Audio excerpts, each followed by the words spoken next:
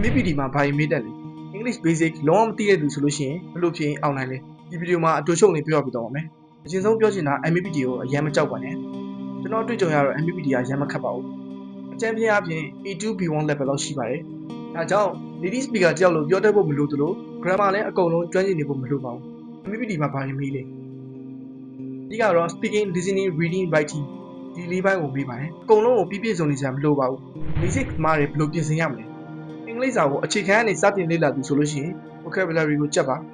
အခြေခံစကားလုံး300နဲ့900လောက်သိထားလို့ရှိရင်အများကြီးအထောက်အကူဖြစ်စေပါတယ် speaking အတွက်တော့ speaking pattern တွေကိုနည်းနည်းရှိစီကြက်တော့ပါ listening ကိုတော့နေ့တိုင်း15မိနစ်ကနေမိနစ်30လောက်ထိနားထောင်သွားရင်လုံလောက်ပါတယ် writing မှာတော့အရှိရေးနေဖို့မလိုပါဘူး simple sentence တွေကိုမှန်မှန်ကန်ကန်ရေးနိုင်ဖို့ပဲအရေးကြီးပါတယ် speaking မှာဘာတွေမေးတတ်လဲ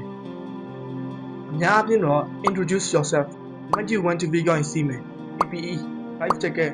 safety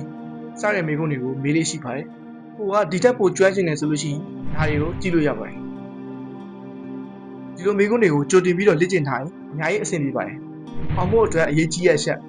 grammar ကိုအကုန်ကျွမ်းဖို့မလိုဘူး။ examiner ကမင်းကအင်္ဂလိပ်ကိုနားလည်လား၊ပြန်ပြောတတ်လား၊စိတ်ပေါက်ရင် clear ဖြစ်လားဆိုတော့ပြီးတာပဲဖြစ်ပါတယ်။ဒါကြောင့်ခက်ခဲတဲ့စကားလုံးတွေမသုံးနိုင်ရင်စိတ်မပူပါနဲ့။ကိုသိတဲ့စကားလုံးတွေနဲ့ပဲယုံကြည်မှုရှိရှိဖြေပါ။နောက်ဆုံးပြောချင်တာကဒီဗီဒီယိုမှာပြောတဲ့မေးခွန်းတွေက